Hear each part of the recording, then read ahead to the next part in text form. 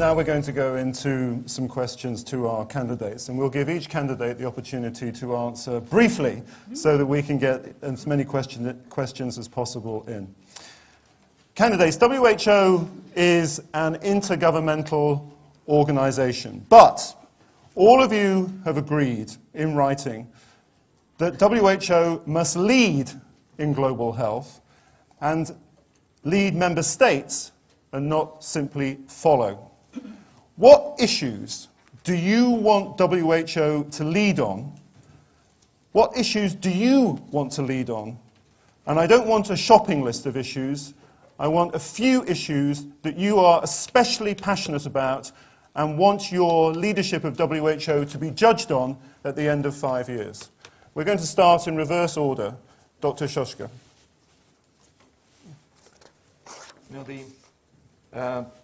My understanding is that the biggest killer is the non-communicable diseases. And we are very good in researching evidence. We are very good in finding arguments and writing reports. But what we are very bad at is finding the proper behavioral insights for change. This is one of the messages. The other is the innovative financing or innovative resource generation. In Hungary, we introduced the public health product tax. And this is not just a small levy on products. We're taxing added sugar and salt.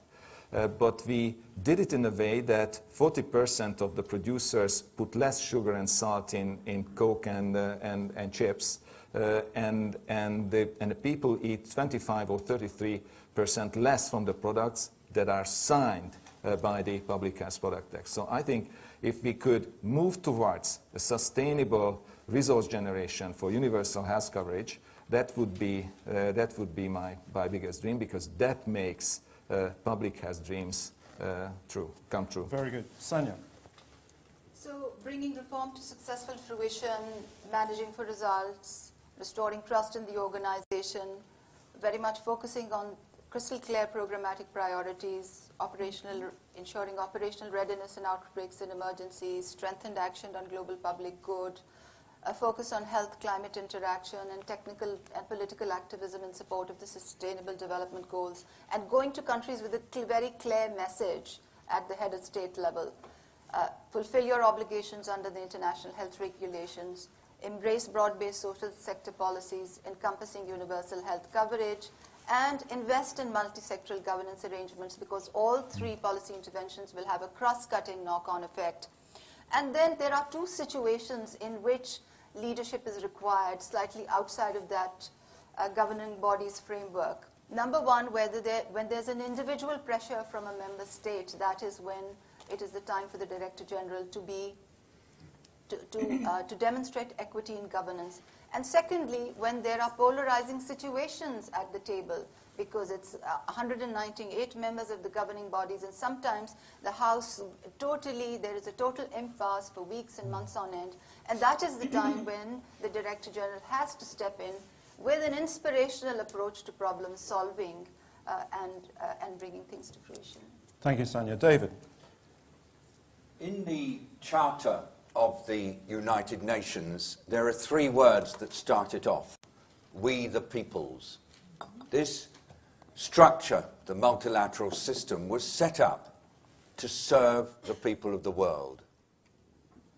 At the moment, there are struggles. As Sanya has just pointed out, nations don't always agree. And in certain issues, like some of the big wars we have at the moment, there are terrible, radical disagreements, even in our key governance bodies like the Security Council. So what we have to do in our organizations and in the World Health Organization as the apex health body is to serve the people, and to serve them in a way that reflects what really matters to them, helping them to stay healthy, helping them to be able to access care when they're ill, whoever they are, leaving no one behind. This is what world leaders have agreed to. It is our job, leading in the international system, in WHO, to make sure that nations fulfill their obligations. There will be trade-offs, there will be uncertainties, there will be conflicts. Our job is to help find the principles and the practices to help deal with these conflicts local level, regional level, global level. Thank you, David. Philippe. I think that the WHO has to be the leader in global health. So for me, health is not only ministers of health, ministries of health, disease. The health agenda is huge. Security, development, extreme poverty, agriculture, water, sanitation, business. So the first thing to do is to understand that if we want to achieve the Sustainable Development Goal, we have probably to work on public health, and the WHO is the only actor who can convene. I believe in the convening power of the WHO, my first remark. The second remark is about the strengthen the primary healthcare system. In 2018, we are going to have the anniversary of the declaration of Alma Ata. It is health for everybody in the world. It is the only possibility to implement the universal health coverage. You have to strengthen primary health care system and communities to narrow inequalities. Today, we have, like you said, Flavia, millions of people who don't have access to well-functioning health systems. And it is the reason why I am sure that it is the only possibility to allow vulnerable groups, women, children, people living with HIV, people waiting for palliative care, and people living with mental illnesses to have access to medicine. So it is probably the first role of the WHO. It is to narrow inequalities. Thank you, Philippe. Flavia. Thank you. Three special issues where, as Director General, I will lead, as I see them as the three biggest threats that are facing global health. Number one, WHO needs to lead the response to outbreaks and emergency in humanitarian setting. Number two, WHO needs to lead in the slow response to address the impact of climate change on health, which is mediated to the change of vectors, the difference in food security, in quality of water and air. And number three, lead and address the epidemiological and demographic transition. Epidemiological transition from communicable diseases to non-communicable diseases, and demographic transition from a pyramids where at the bottom there are a lot of children to demographic in many societies where the proportion of elderly is increased. Thank you, Richard. Thank you, Flavia. For the next question, we'll begin with David. You all see universal health coverage as a critical health goal. And indeed, that's right, because it is goal 3.8 in the Sustainable Development Goals. But what can you do as WHO's Director General concretely, and I'm looking for very specific proposals here, not general statements, what can you do concretely to advance the idea, the objective of universal health coverage in countries? David.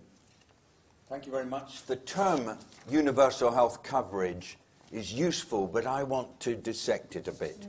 For me, it means ensuring that everybody, everywhere, has access to health care that enables them to be able to avoid or recover from common and serious diseases. So there are three things that in the World Health Organization we can really do on behalf of the whole world. The first is to make sure there are clear measurements. Measurements of people's access to care, disaggregated by livelihood group, disaggregated by ability, disaggregated by sex. Secondly, we can work to make sure that the systems function, but we should concentrate principally on care providers, the people who produce health in their homes, in communities, in institutions, and in clinical settings. Most of these actually are women. They're often women working in the home. And so let's give much more support to and respect for care providers. Thirdly, ensuring that the systems are as efficient and effective as possible, looking at excess pricing, particularly of medicines, looking at effectiveness of care, building on the NICE experience in this country, and making sure that systems give the optimum quality of care for the least possible cost, particularly in ageing populations and among disabled people. Thank you, David. Philippe. For me, if we want to implement the universal health coverage, we have to understand, like David said, it is access. 2 billion people in the world don't have access to well-functioning health systems. Why? Because the human resources. It is the first problem in the world about global health. When you see that we have less than 1% of health workers are in Africa, you can understand. It is the reason why France and South Africa co-chair since the last General Assembly of the United Nations Commission on Human Resources and Economic Growth, because it's linked. The second thing is about public health. The key for universal health coverage is public health. Why? Because the budget of all the countries in the world, including Western countries, the budget for public health is ridiculous. So we have to strengthen the speciality of public health. But what is it for a health system? It's very interesting. It is not because I am an epidemiologist I am going to say that. It is because, you know, public health, it is what it is. It is promotion of health, education of health. After that, prevention. After that, screening, early screening. After that, early diagnosis and early care. So it is a key, probably. Third, the budget. If I am the DG, I am going to see heads of state, particularly in developing countries, to tell them you have to increase the budget of health. In Abuja, 15 years ago or 20 years ago, we said 15% of the budget for health. Now, some have 4 or 5, and the budget, the military budget, is at 45 or 50%. And to finish, you know, we cannot speak about universal health coverage if we don't speak about, we need a task force, a global task force for the health of migrants and refugees.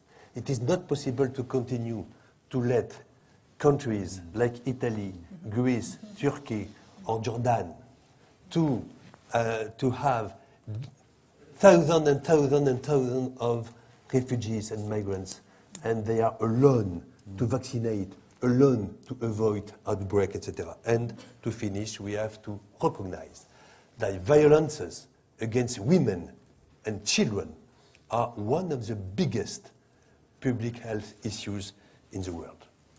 Excellent. Thank you very much, Philippe. Flavia. So, universal health coverage. I will expand on the definition of universal health coverage in 2 dimensions. Universal, which means reaching everyone. To reach everyone, you need to know where those people are, where they live. With the services that we currently have, for example, immunization, we know on average countries have higher than 80% immunization coverage, but on average on the world, we still miss 1 child out of 5. In order to reach that child, you need to know where he is. Often he or she is not registered when he is born, and hence doesn't exist. And you need to deploy tactics and strategies. Sometimes it's the fixed facilities, sometimes it's the mobile campaign. So you need to work on the universality, on reaching everyone, leaving no one behind. The second dimension I want to expand of universal health coverage is the part that is health. And under that, what do I mean? I mean the kind of services that improve health. And let me stay with the immunization, just for the ease of understanding. Currently, in the world, in many parts, particularly sub-Saharan African, women do not have access to the primary care services that Philip mentioned for cervical cancer. Only in 30 countries of the world, adolescent girls have access to human papilloma virus vaccine that can prevent cervical cancer. But the access to cervical cancer screening is so limited. The access to early diagnosis is almost non-existent. And most importantly, the access to treatment and care and palliative care is not existence because of the cost that those drugs have, because of the capacity that the health system and the capacity that the health worker have to provide those services. So I would want to address specifically these two aspects, Richard. One, universality, reaching everyone and understanding where they are, where they live, what kind of condition do they live, whether they are refugees, whether they are migrants, whether they are internally displaced. And the second one, expand in a progressive realization fashion the kind of services that people need and that people can have access to. Thank you, Flavia. Miklos. Universal health coverage is a very complex issue. And in the 6 regions of WHO, it has certainly different meaning. And I'm talking about the lonely, the people in the lonely aging communities in the more developed part of the world, and then the lack of community and primary care services in the low and middle income countries. So this is a complex thing, and then WHO is a global health organization, so we have to address a very broad portfolio of issues. You know, I mentioned already that universal health coverage is a dream if we just want to build on the temporary donations and the economic potential of voluntary donors. So there has to be institutionalized resource generation. It's a long process, but we have to change the focus and start to work with fiscal and political decision makers and financial communities about innovative solutions. That is number one. It will be a long way to go. Number two is that everything, I think, when we are talking about low and middle income countries, the core for that is the development of primary and community care, and you need human resources for that. Committed people who in the community ready to take up action. Sometimes very simple one-dimension actions for the community. So we have to focus on the development of human resources and balancing migration. Hungary is a donor country. I think more than 2,000 Hungarian physicians working here in the UK. And I can understand other places where the production is not that high. What does it mean for nurses and others? You know, and the other is technology. You know, with the new point-of-care devices, and the new wearable devices, you can take diagnostics and therapy to places where they never existed before. It is like vaccination for the 20th century. Technology would be that thing for the 21st century. And if you say I'm a dreamer, the social media giant will shoot up drones and they will provide free Wi-Fi to disadvantaged countries or regions. Then would it be relaying marketing messages of our toxic lifestyle? Sorry, but would it be available for innovative behavior insight messages? Just one last: new business models. New business models. Do we procure pills, or do we procure results or production?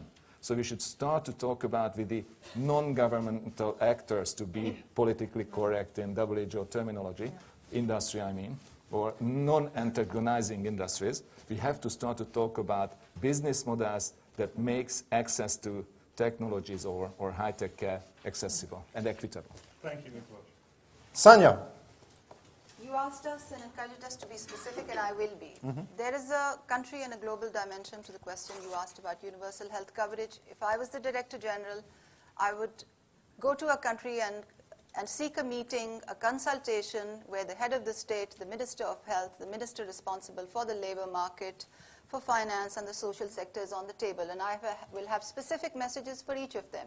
To the health minister, I will clarify what we mean by universal health coverage, because they've heard about primary health care for the last several years. I'll explain to them that universal health coverage is about building further on your primary health care commitments, but this entails a long-term social policy commitment, domestic resource mobilization, and an additional commitment to financial risk protection in addition to geographic coverage. To the finance minister, I will explain how can he be the finance minister of the continent by investing in innovative financing. To the labor market minister, I will explain the implications of expanding employment in relation to universal health coverage. And to the social sector minister, I will explain the interplay that it has. And to the head of states, I will explain the importance that universal health coverage policies have for the next election. I will then commit technical expertise to them, specific to their own country. As Mikolos very rightly says, this is something, health systems are very unique to individual country settings. And I will come back to Geneva and I will convene my own teams and I will ask them what their capacities are. Because technical support for universal health coverage to countries requires stepping up of WHO's own capacity in the area of stewardship, in the area of regulation, in the area of a number of different instruments to harness better the capacity of the private sector, and which provides the bulk of care in many settings. And I would flesh that out, I would explore that, I would invest better in capacity building. I would also explore the potential of partnerships, because there's a huge interplay of agencies which have expertise in technology, expertise in financing, expertise in social protection, which are outside of the World Health Organization. And I've already said, as part of the 3 elements of my vision, that one of the big changes, game-changing things I would do is to institutionalize capacity, both to foster and to sustain partnerships.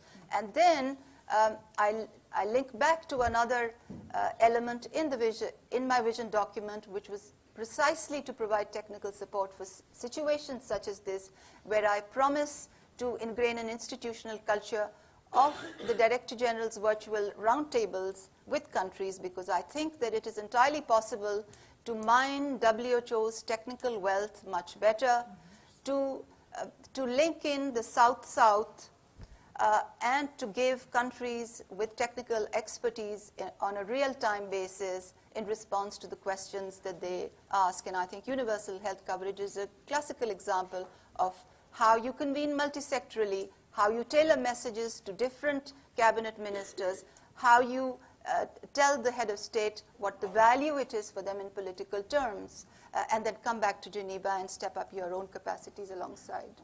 Fantastic. Thank you very much indeed. Sanya, I'm going to begin the next question with Philippe, please. All of you agree that the World Health Organization needs further reform. What is the single most important reform that WHO now needs and that you will begin to implement as Director General? Philippe. For me, we have to define clear lines of accountability between the Director General, regional directors, and country officers. We have to deal with the GPG, the group policy, the global policy group in depth.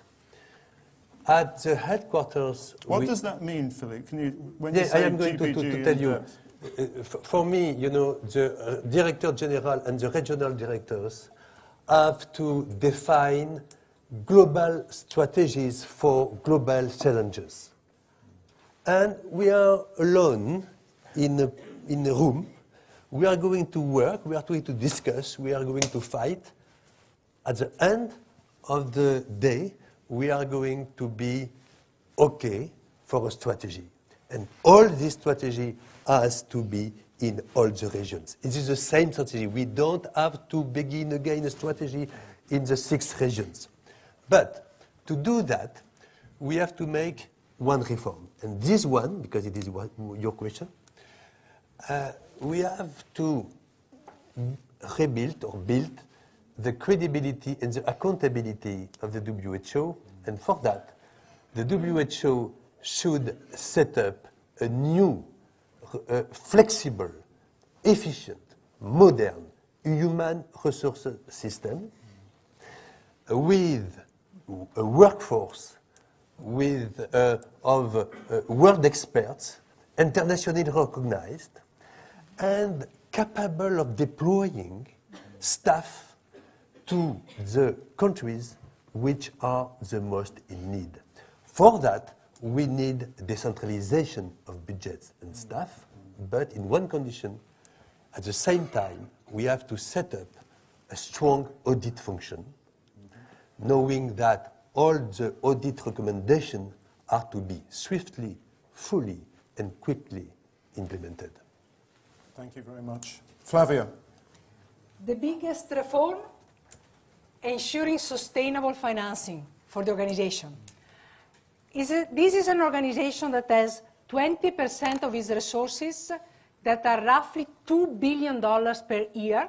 This is the same budget of a hospital, a pediatric hospital in Florence, in my own country. 20% of those resources are secure by financing of the countries and the member states of the organization. 80% of the other resources come through what we call voluntary contribution. They come in with a lot of straitjackets. We call them earmarks. So you have to deliver certain things. They don't give you the flexibility, for example, to have a quick response to outbreaks and emergency. And how would I tackle that, Richard?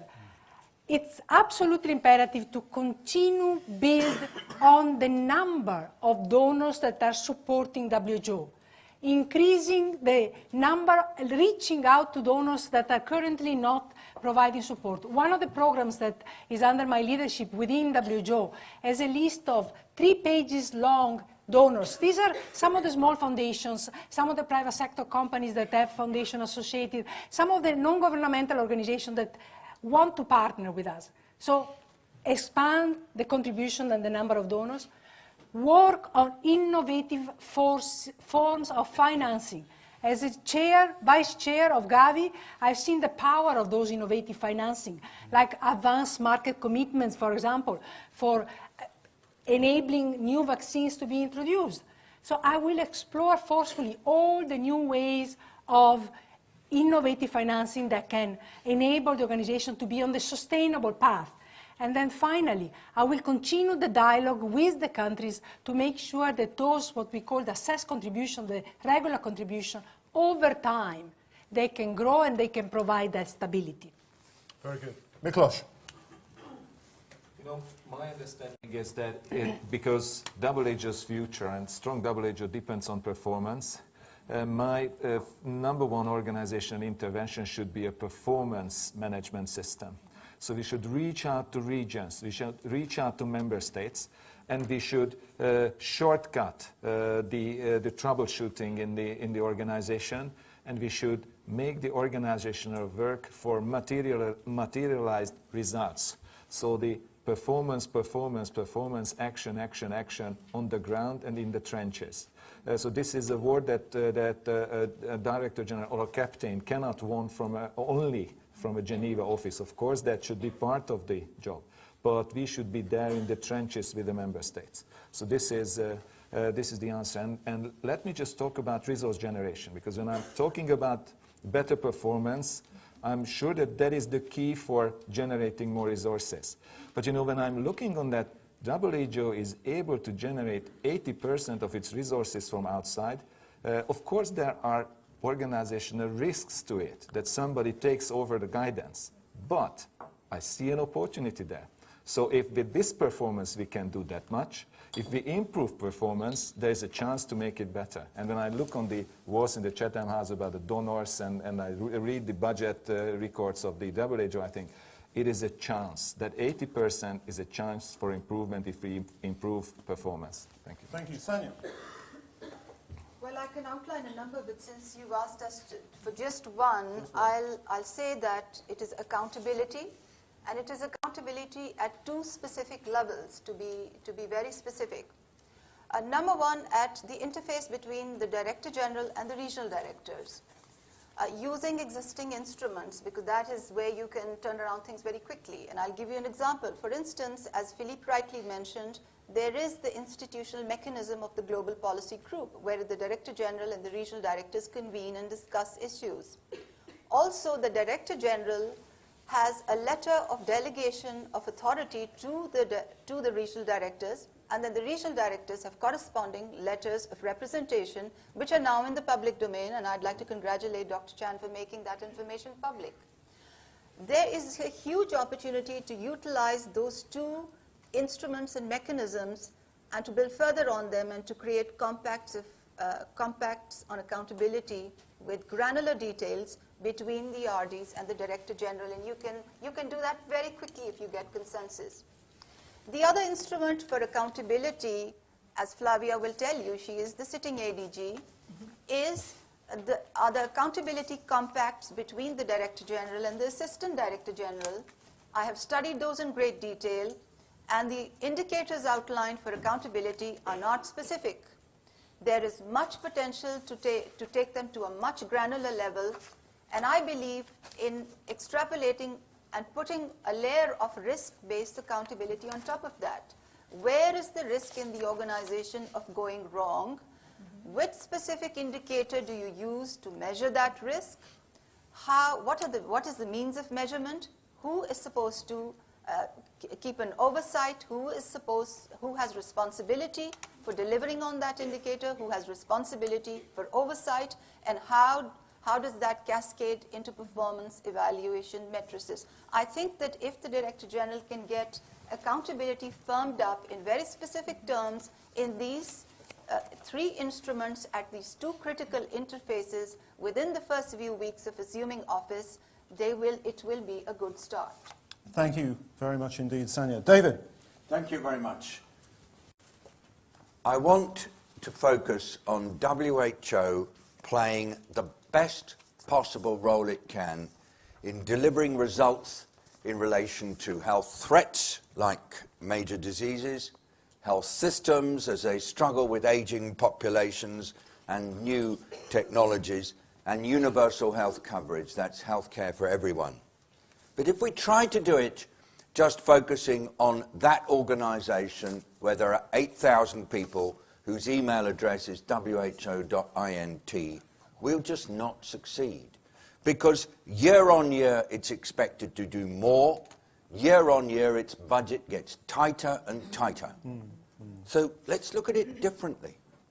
Let's recognize that WHO will in future be a curator of a managed network for world health that will involve the expertise within its member states, like all the capacity here in Britain, but also in many other countries, in southern countries who've got growing expertise and much to teach the rest of the world.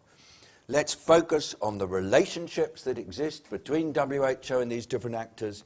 Let's focus on partnering as a skill, as Sanya was just saying, mutual accountability, how we're all working together, building a culture of trust and effectiveness that reflects a movement rather than reflects an organization. It's doable, but actually we've started to do it in so many areas by necessity, because the institution itself is just not going to grow in the way that we'd all like it to. Very good. Thank you, David. Now, we started a few minutes late, so I'm going to steal a couple of minutes from your coffee. We've got then about 6 or 7 minutes left. And now what I'd like to do is ask each of you a different question, a very specific question based upon what you've written in the responses you gave to us, and I think were distributed to people in the room today. And I'm going to begin with Sanya. Sanya, in your answers to questions that we put to you, you recognized the fragmentation of the global health system, and you wanted WHO to play a key role in addressing that fragmentation. And you write that you commit to investing in, your words, a coordination-centered capacity-building initiative as one of several specific commitments in my pledges. What is a coordination-centered capacity-building initiative? Well, That's a Richard, I know. I'll outline the intent and the broad principles behind it, and the premise is that WHO is the world's leading health agency, but it is not meant to do everything on its own. It has certain core mandates, and it needs to focus on those core mandates, and it should exercise leadership through a shared vision, by recognizing the importance of complementarity and comparative advantage. And we also have to recognize that we are living in times where there are specific asks of international agencies. So the Sustainable Development Goals have created a very different paradigm compared to what was the norm in the past. The environmental, social, and economic determinants of health. The recognition that factors outside of health sector play a very important role. The imperative of deep interlinkages between the humanitarian, climate change, and development-related work, and the unprecedented opportunity provided by rapidly advancing science and technology and information communication technology necessitate new leadership competencies, new institutional approaches to partnerships. Now, partnerships is a very nice word to have in every document, but how do you cascade it into implementation? And I'll just finish. And you need to have specific skills for that, and a specific mindset and an institutional culture. So I will convene the best experts in order to create the mechanism to build capacity within WHO to think and act differently. Very good. Thank you, Sanya. David, in one of your responses, you talked about the importance that safe spaces exist for all parties to interact with WHO, creating safe spaces for all of WHO's stakeholders. That's an objective that's defeated the current Director General over the past 10 years. How are you going to succeed and be different? Thank you, Richard. Well, you never know what's going to come with these kinds of things. This is a safe space. Most of the last 30 years, I've been, in a way, doing what Sanya just talked about, which is specializing in that skill of partnering, of bringing people together so that they will leave their kind of institutional priorities at the door of the room and then come in and work together on the problem, basically dealing with it from first principles. But to create those kinds of spaces where people will work together in a collaborative way, in synergy, is not straightforward. Why? Because you're always worried that what you do when you're trying to work together with others will leave you vulnerable when you go back to your own organization and you're accused perhaps of giving away ground in the battles that tend to exist inside any collective endeavor. A safe space is one where people can come together and know that they're actually not going to get penalized, either for what they say during the negotiations to work together or when they get back to their base organization. How do you do it? Number one, protect everybody's power. One of the challenges in bringing groups together is that levels of power differ.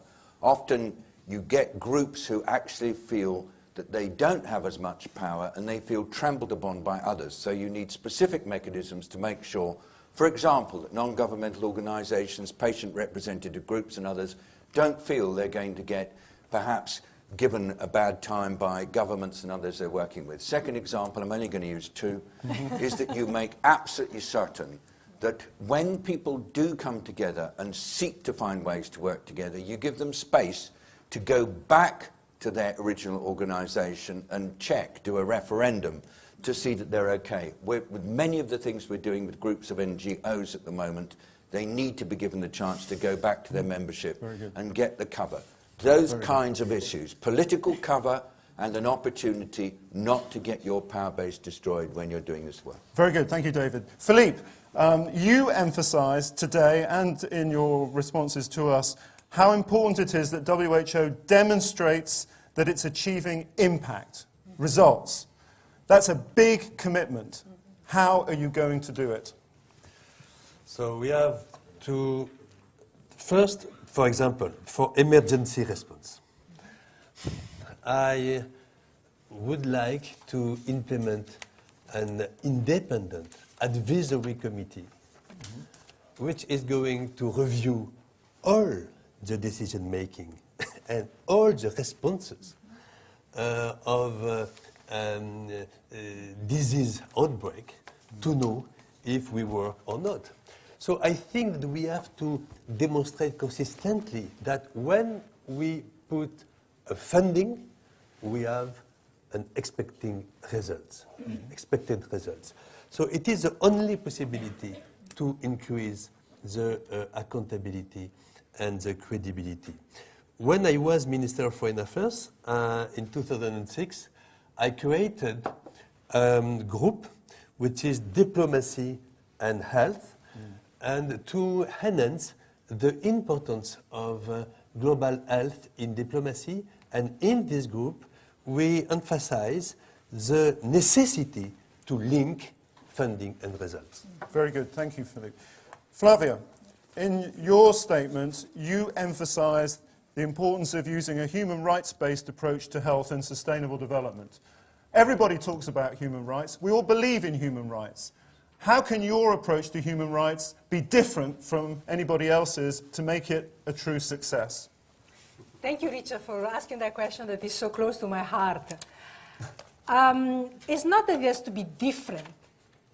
As I said at the beginning, the right to health is in the constitution of the World Health Organization. What we have to tackle is the resistance and sometimes really the opposition that many policymakers, particularly in health, have. They feel threatened by using a human rights-based approach. And the way we have done it, and I have worked specifically with Professor Paul Hunt, the first special rapporteur for health and human rights, was to tackle it from the evidence angle and begin to analyze what's the evidence that if you use a human rights-based approach, actually you improve the health of your people.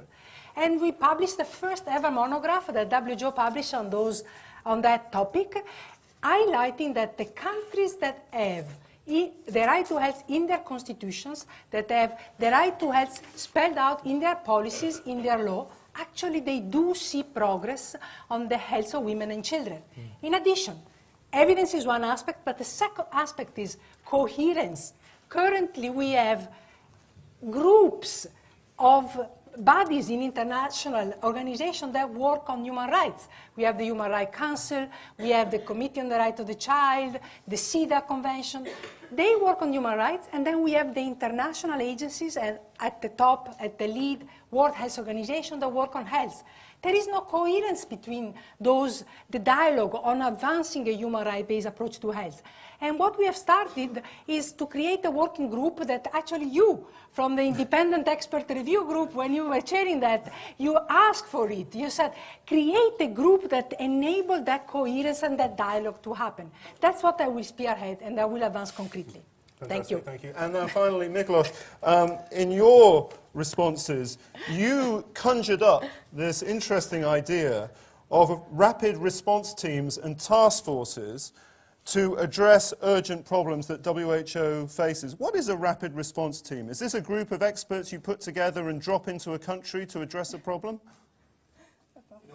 Part of this issue is addressed by these emergency medical teams. So that is a global network. But I think we could go even further than that. You know, when there are missing local skills or missing local capacities, there has to be a global mobilization. There has to be people who commit themselves to public health purposes or humanitarian purposes, but we have to make it more institutionalized. The emergency medical teams is a good movement, but I think we can reach out to medical universities, we can reach out to professional communities in a more operational and more institutionalized sense. Miklos, thank you. I'd like to ask you to give our candidates a warm thank you for their fantastic responses this afternoon.